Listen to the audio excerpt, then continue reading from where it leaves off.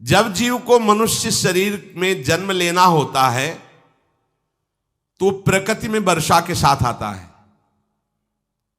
प्रकृति में वर्षा के साथ आया, और फसल में मूली, गाजर, गेहूं, अन्न, इनमें वो जीव प्रवेश करता है और उसे माता पिता दोनों पाते हैं।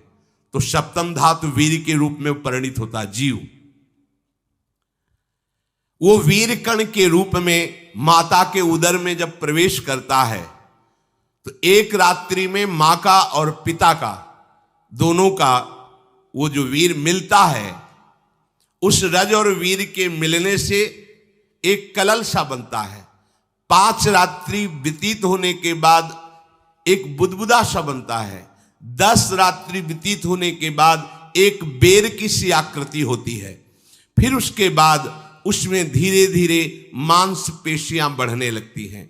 1 महीने में उसके सिर निकल आता है, 2 महीने में हाथ पांव अंगों का विभाग होता है, तीसरे महीने में नख, रोम, अस्थि, चर्म, स्त्री पुरुष के चिन्ह प्रकट हो जाते हैं, 4 महीने में मांसादि 7 धातुएं प्रकट हो जाती, 5वें महीने में चेतना जागृत हो जाती है।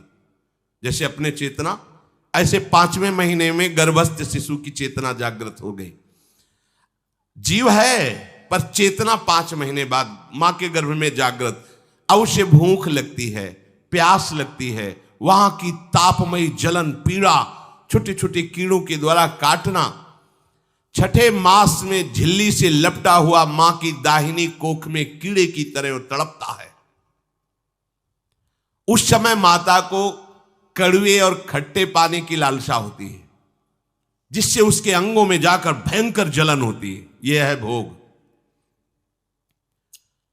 वो कृमि कीड़े की तरह तड़पता है।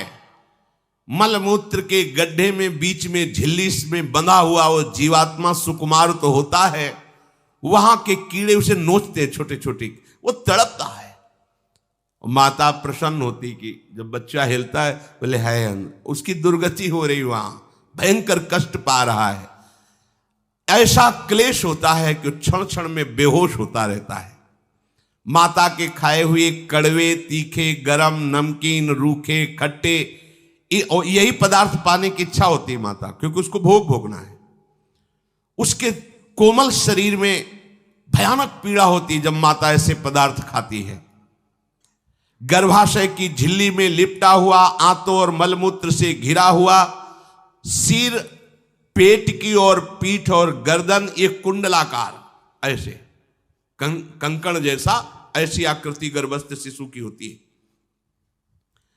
पिंजड़े में बंद पक्षी के समान पराधीन, ना तो वो हिलडुल सकता है ना बोल सकता है, बड़ा असमर्थ दुख को भोग रहा है, चेतना पूरी है। इसी समय भगवान द्रवित होकर उसे ज्ञान देते हैं, गर्भस्थ शिशु को, सबको।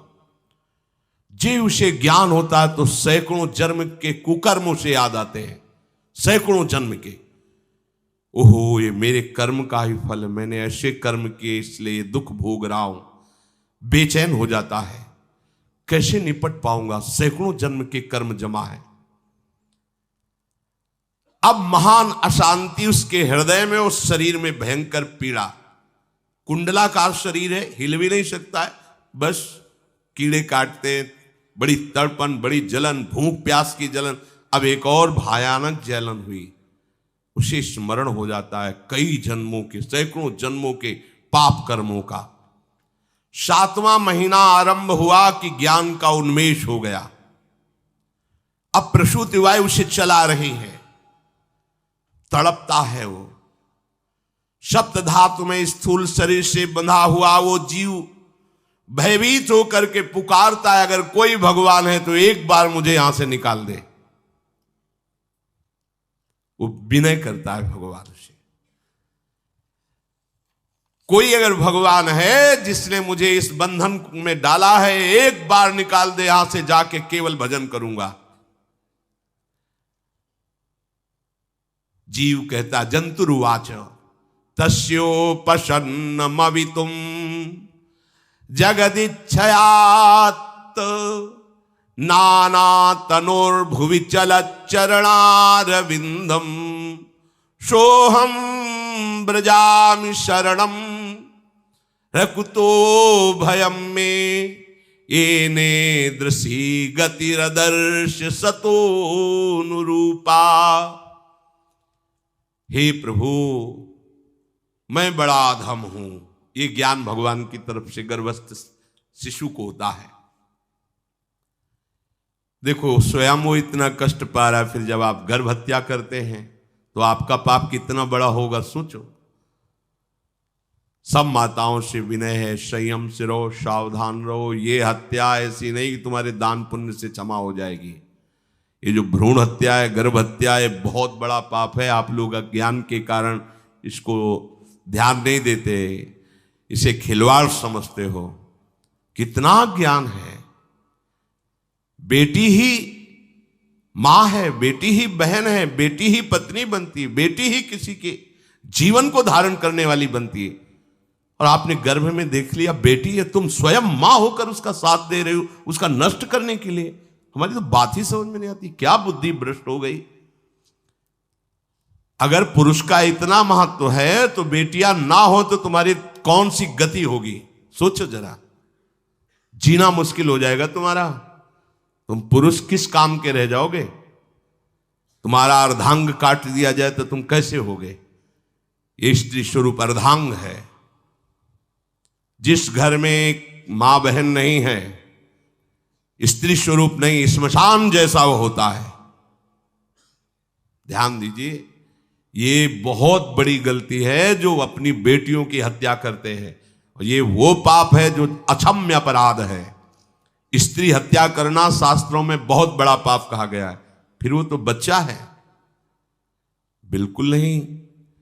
जिनसे हो गया है, श्रीमद् भागवत का सप्ताह मूल संस्कृत से सुनो और भगवान से प्रायश्चित प्रार्थना करो कि हे नाथ, भूल से गलती हो गई, दूसरा कोई उपाय नहीं। ध्यान से समझ लीजिए, तुम्हारे भ्रूण हत्या गर्भ हत्या के पाप को नष्ट करने में एकमात्र श्रीमद् भागवत समर्थ है, दूसरा कोई नहीं।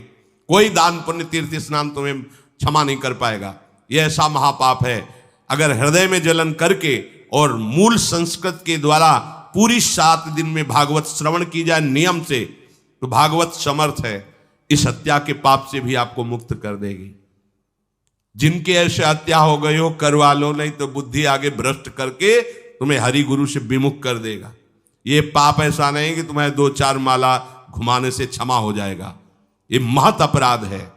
सबकी समझ में नहीं आता, समझ जाओ, नहीं तो आप जहां भी हो वहीं से भ्रष्ट कर देगा। ये अपराध नष्ट नहीं होगा, श्रीमद् भागवत की कृपा से नष्ट हो जाएगा। यह हमें बहुत विश्वास है। श्रीमद् भागवत सप्ताह की यह है ही महामहिम।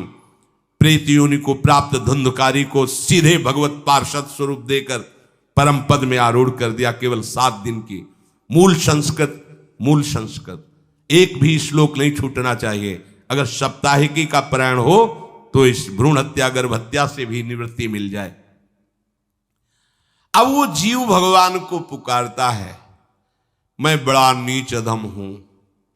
आहा, भगवान आपने जो मुझे गति दिखाई है तो मेरे कर्म के अनुसार ही है, आपका इसमें कोई दोष नहीं। हम लोग जब कष्ट भोगते तो भगवान से कहते हैं हमने तुम्हारा क्या बिगाड़ा। भगवान ने नहीं बिगाड़ा, तू खुद देख क्या बिगाड़ लिया अपना। करो पापाचरण। अब देखो, हमने तो जीवन में कोई पाप नहीं किया और कितने गर्भ हत्या की है, कितनी खिलवाड़ समझे हो। ये बिल्कुल भयावह चीज है। आप लोगों को नहीं, हम बार बार इसीलिए कह रहे कि भयावह वस्तु है, तुम्हें बहुत ऊंचाई से घसीट के भ्रष्ट कर देगी। बहुत होश में हो, भूल के कभी ऐसा न करना जहां तक हमारी आवाज पहुंचे, जहां तक सुनाई दे। गर्भ हत्या मत करना, संयम से रहो। इस तरह का व्यवहार मत करो कि तुम्हारा मनुष्य जन्म ही व्यर्थ चला जाए। इसमें तीनों को बराबर दंड मिलेगा, गर्भ हत्या कराने वाला, गर्भ हत्या की प्रेरणा देने वाला और गर्भ हत्या में सहयोग देने वाला। जो औषधि डॉक्टर या जो भी, तीनों को दुर्गति होगी। माता पिता प्रेरक और कर्ता। ऐसा नहीं कि आप डॉक्टर हो तो आपको गर्भ हत्या करने का अधिकार नहीं। आप डॉक्टर हो दूसरे के शरीर को स्वस्थ करके निरोग करने के लिए, हत्या करने के लिए नहीं। कोई भी हमारा संविधान ऐसा आदेश नहीं करता कि आप गर्भ हत्या कर दो, ना भागवतिक और ना भारतीय संविधान। ऐसा संविधान आदेश नहीं करता। अब वो जीव कह रहा है कि प्रभु मेरे योग्य ही है आपने जो मुझे दंड दिया है। मैंने सुना है कि आपकी शरण में जो आता है आप उसकी रक्षा कर लेते हैं।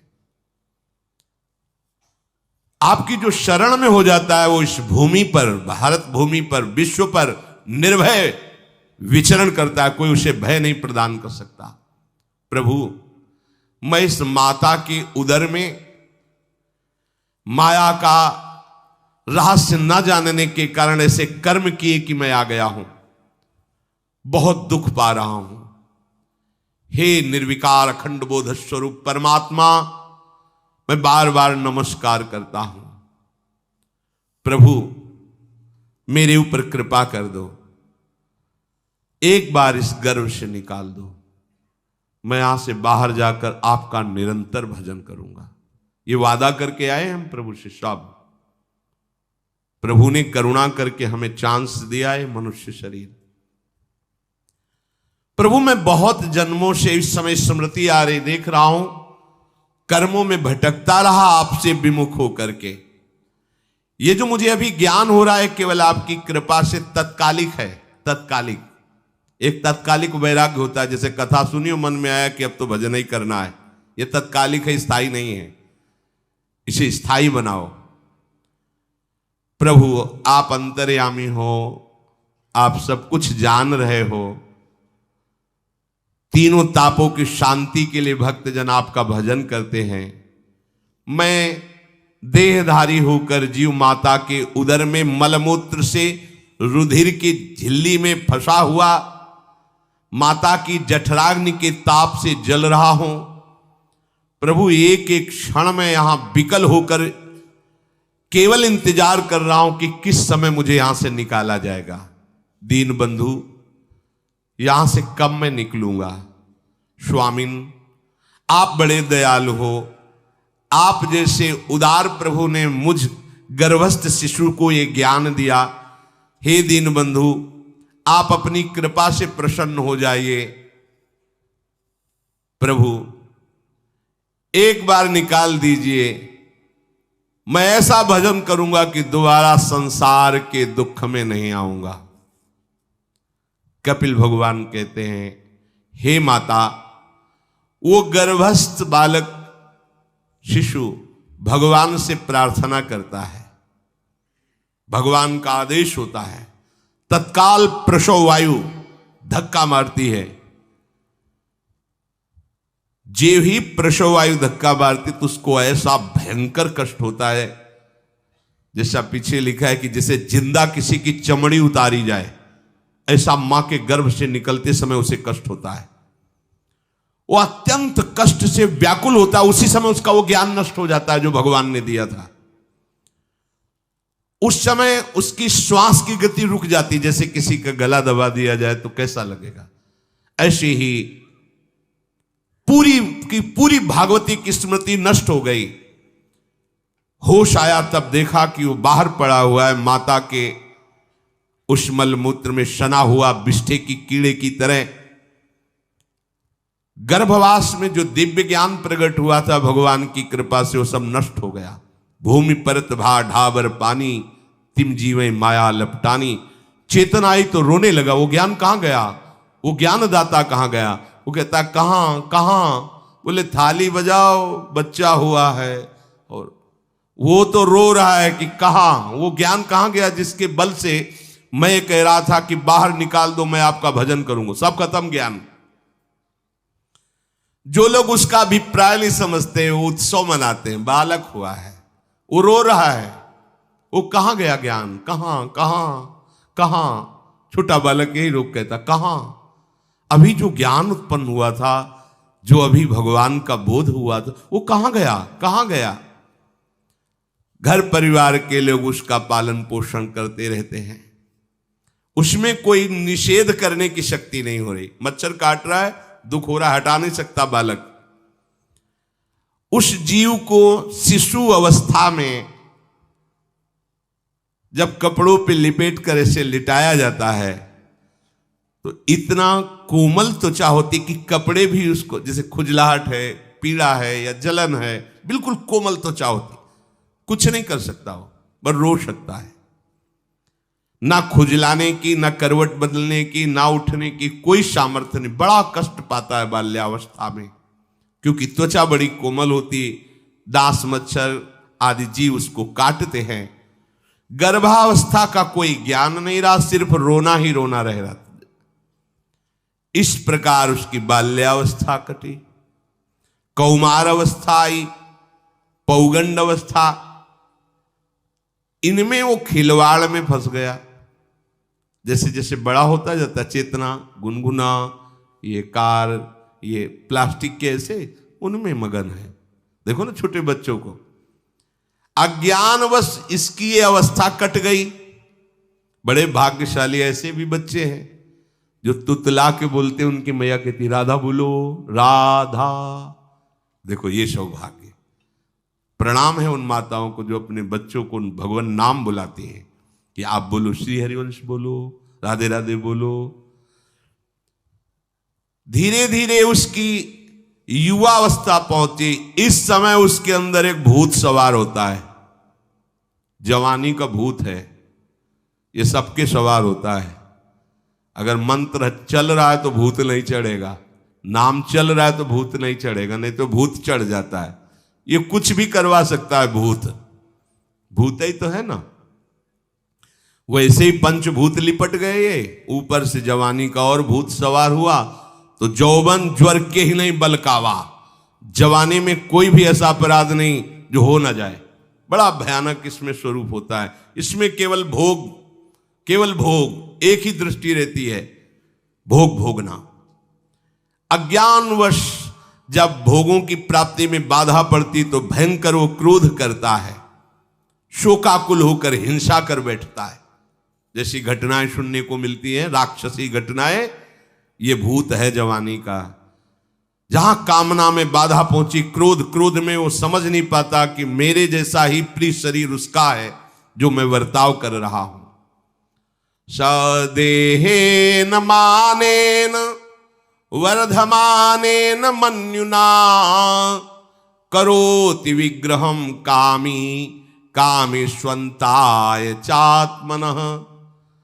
जैसे जैसे देह बढ़ता जाता है, पुष्ट होता जाता है, वैसे वैसे भोग वासना और अभिमान बढ़ता जाता है। वो काम परवश होकर अपना नाश करना शुरू कर देता है। यौवन, वो फिर खोटी बुद्धि वाला वैसे ही पाप करने लगता है जिन पापों के कारण उसकी दुर्गति हुई थी, नरक आदि की, और मां के गर्भ में आया था। देहाभिमान वश निरंतर मैं करूंगा, मैंने भोगा, मैं वो भोगूंगा। उसे ये ज्ञान नहीं रहता कि मैं वादा करके आया हूं कि भजन करूंगा और इस संसार से मुक्त हो जाऊंगा, भूल गया। इसी शरीर से उसको फिर भयंकर कष्ट भोगने पड़ेंगे। इसी का नाम संसार चक्र है। अगर कहीं उसे सत्संग मिल जाए, सन्मार्ग में चल दे, तो माया भेजती है दो प्रकार के लोग उनको भ्रष्ट करने के लिए। एक जिह्वा रसेंद्री को और एक उपस्थेंद्री जनेंद्री के भोगों का समागम भेजती है। फिर ही भोगो, ध्यान रखना, शास्त्र है, सत्य एक एक अक्षर है। जब किसी को सत्संग मिल जाता है तो सत्संग का प्रभाव होता है भगवत मार्ग में रुचि पैदा करना, प्रभु अच्छे लगना, प्रभु का नाम जप करना, सत्य मार्ग में चलना। जब तुम सतमार्ग में चलोगे तो दो प्रकार के लोग भेजे जाएंगे। बढ़िया हलवा, बढ़िया खीर, रबड़ी, लो प्रभु, पाओ, आरोगो, रसेंद्री और फिर जनेंद्री। फ्री, कोई परेशानी नहीं, भोगिए आप। फिर वो ऐसे विषयी पुरुषों का संग करके वैसे ही पहले की तरह फिर पाप करने लगता है। बहुत होश में, बहुत होश में। इनको ऐसे लोगों का संग कराया जाता है जिससे सत्य, शौच, पवित्रता, दया, संयम, लज्जा, क्षमा, यश, मन इंद्री का संयम, ये सब सद्गुण नष्ट हो जाएं, ऐसे लोगों का संग कराया जाता है। ऐसे लोग बहुत हैं, वो आपको पैसा खर्चा करके वो आपको भोग दिलाएंगे, भोगो भैया, आप इनके लिए नहीं भगवत मार्ग में आए हो, आप प्रभु की प्राप्ति के लिए आए हो। बचो, सावधान हो। ये देखो शास्त्र कह रहा है, रसेंद्री और जनेंद्री दो की सुविधा देने वाले लोग मिल जाएंगे। अत्यंत सोचनीय, मूढ़, देहात्मदर्शी ऐसे असत पुरुषों का संग करके भ्रष्ट हो जाता है। अच्छा, वो आग लगा दिए, वो चल दिए, फिर नहीं देंगे। कुछ लोग ऐसे होते हैं, ये 10 दिन अपने पैसे से आपको नशा करवाएंगे, फिर इसके बाद तुम्हें उनके पैरों में गिरना पड़ेगा, फिर मांगने से भी नहीं देंगे, पहले फ्री देंगे। आदत बिगड़ गई। ऐसे लोग मिलेंगे, मुस्कुराएंगे, हंसेंगे, आपको गले लगाएंगे, आपको लगेगा जीवन का सार मिल गया, फिर इसके बाद जूते चलाएंगे, गली में नहीं देखने देंगे। अब तुम्हारी वृत्ति बिगड़ गई, तुम उधर ही ताको, होश में, होश में। इस जीव को किसी और के संग से ऐसा बंधन, ऐसा मोह नहीं होता जैसा कामिनियों के संग से होता है। भगवान कपिल देव जी कह रहे हैं, न तथास्य भवेन्मोहो बंधश्चान्य प्रसंगतः योषित संज्ञाद यथा पुरुषो यथा तत्संग संगता। कामी पुरुषों का, कामिनियों का संग जैसा परमार्थ भ्रष्ट करता है, वैसा और किसी से नहीं हो सकता। इसलिए तुम इतना अपने को मत साधक समझ लो कि हमारा कौन बिगाड़ सकता है। उदाहरण में दे रहे हैं, प्रजापति स्वाम दुहितरम दृष्ट्वा तद्रूप धर्षितः रोहित भूताम शोनवधा वदृक्ष रूपी हतत्रपहा। स्वयं प्रजापति भगवान ब्रह्मा जी ने अपनी पुत्री को जब देखा, प्रसंग आता है, सरस्वती जी, बहुत सुंदर सरस्वती जी है, तो अपने को संभाल न सके। उनके रूप, लावण्य और यौवन के स्वरूप को देखकर भगवान ब्रह्मा जी आकर्षित हो गए। इसलिए दूसरों की तो बात ही क्या है, हम सब ब्रह्मा के ही बनाए हुए हैं, वो आकर्षित हो गए। इसलिए बलम में पश्चिमाया स्त्री मैया जैनो दिशाम या करोति पदाक्रांतान भूर्विजंभेण केवलम। हे माता, मेरी माया का बल देखो, जो अपने पैरों से विश्व को कुचल सकते हैं, ऐसे दिग्विजयों को अपने पैरों के नीचे कुचल दे, वो मेरी माया है। देखो, बलम में पश्चिमाया स्त्री मैया जैनो दिशाम, जो 10 दिशाओं पर विजय प्राप्त कर सकते, उनको भी घुटने टिकवा दे, ये मेरी माया है। संगम न कुर्यात् प्रमदा सुजातु योगस्य पारम परमारुरुक्षु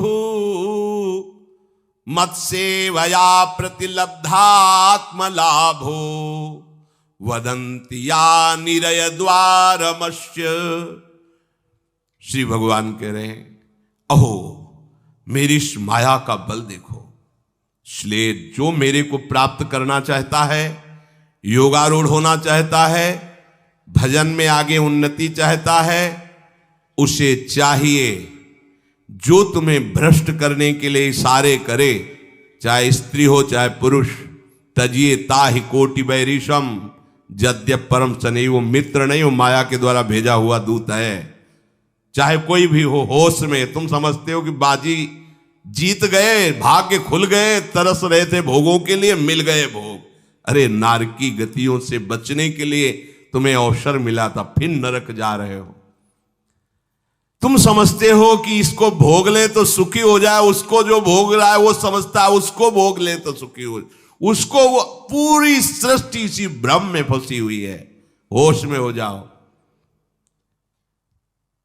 जो परम पद चाहता है, भजन करना चाहता है, ठीक से मार्ग में चलना चाहता है, उसे शब्द भगवान के याद कर लेने चाहिए। चाहे वो स्त्री हो चाहे पुरुष, जो तुम्हें गंदी बातें सिखाए, गंदी बातें दिखाए, गंदी बातें करने के लिए प्रोत्साहन दे, जाके संग कुमति मति उपजय करत भजन में भंग तजोरे मन हरि विमुखन को संग।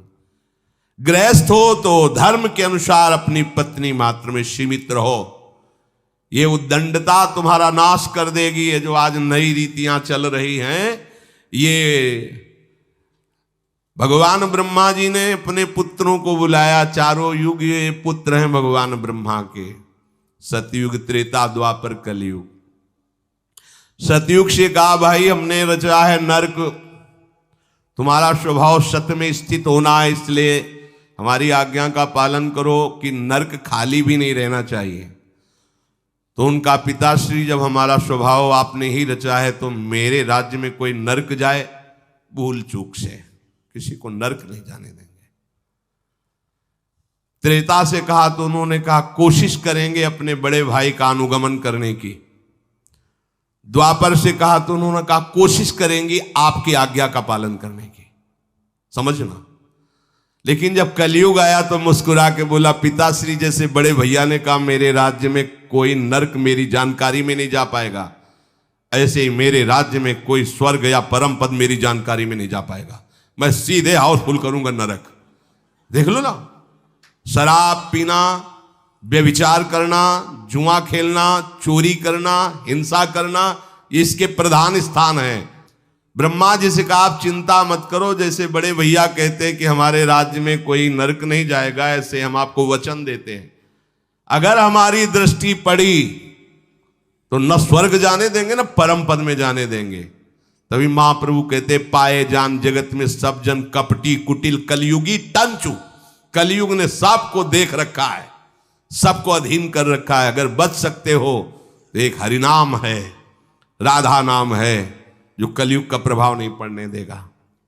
इसलिए होश में, चाहे वो पुरुष हो या स्त्री हो, रिश्तेदार हो, नातेदार हो, कोई हो, जिसके संग से भोग वासना बढ़े, भगवत विमुक्ता हो, दूरी बना लो, तत्काल दूरी बना लो। वो मित्र नहीं, वो भारी दुश्मन है, जो तुम्हें फिर वही दुर्गति में ले जाएगा जो गर्भ में वादा किया वो नहीं कर पाओगे। भगवान कह रहे मैं इसलिए मना कर रहा हूं कि ये खुला हुआ नरक का द्वार है। वदंती या निरय द्वारमस्य, निरय माने नरक का द्वार, अस्य माने ये भोग विलासिता खुला हुआ नरक का द्वार है। इसका भाव यह है कि इसमें सुख तो है नहीं, सुख भासता है। भासना और है में अंतर है। जैसे रेत में हम देखते हैं सूर्य की किरणें पड़ने पर निर्मल जल भासता है, और प्यास के कारण हम दौड़े तो वहां बालू ही मिलेगी, फिर आगे भासता है, फिर भागे तो फिर भागने से प्यास बढ़ती जाती है, पानी मिलता नहीं। ऐसे ही परस्पर आकर्षण में सुख भासता है, होता नहीं। जब हम उसको स्वीकार कर लेते हैं तो एक मन में उदासी आती कि यहां वो तो मिला नहीं जो चाह रहे थे, तो वो दूसरा दिखाता है, वो आगे, वो उधर गया तो फिर वो पूरा जीवन नष्ट हो जाता है। और मिला नहीं क्योंकि है नहीं, भासता है, सुख भासता है नहीं। प्रभु में सुख भासता नहीं, प्रभु में सुख है, भासता नहीं है। इसलिए जो भासता में लगे वो प्रभु में नहीं लग पाते, क्योंकि यहां भासता नहीं है, वहां भास रहा है, और है नहीं। यहां है, भास नहीं रहा है तो है का परिचय नहीं है, इसलिए वो यहां लग। और जो लग गया तो नाच नाच के मीरा जी कहती पायो जी पायो मैंने राम रतन धन पायो। पति है। प्रथम रात्रि में मीरा जी ने राणा साहब से कहा कि आप हमारी बात शायद समझ सकते हो, आप हमें स्पर्श मत करना। मैंने सुहाग गिरधर के नाम का भरा है, मैं तुम्हारी पत्नी नहीं हूं। लोक व्यवहार के कारण तुम पति रूप में आए हो, तो मैं चाहती हूं कि तुम मेरा सहयोग करो। मैं एक पतिव्रता हूं गिरधर की। मेरे तो गिरधर गोपाल बैठे थे एक ही सैया में, उतर के चरणों में बैठ गए। मीरा जी के चरण पकड़े के अहो भाग्य, मुझे ऐसे सौभाग्य मिला कि आपका पति होने का। एकांत में आप हमारी गुरु होंगी और समाज में आप पत्नी का स्वांग करेंगी, जिससे आपको विक्षेप नहीं पड़े। आजीवन निर्वाह किया, एकांत में गुरुवत मीरा जी के प्रति व्यवहार करते राणा साहब, और व्यवहार में मीरा जी पत्नी जैसा व्यवहार में बाहर, और अंतर में ऐसी सदगति हुई राणा की जो बड़े बड़े योगियों को दुर्लभ है। वो मीरा जी जीवन में कभी भी किसी भोग को स्वीकार नहीं किया। गिरधर के रंग राची, सब भोग चरणों में लुट रहे थे। सोचिए, राज परिवार में ब्याही गई, क्या था, किसी भी सुख की आकांक्षा नहीं। यह है रंग श्री हरि का, है नहीं ना उनमें सुख। जो है सुख वो मिल गया तो फिर भासने की तरफ क्यों बढ़ेगा।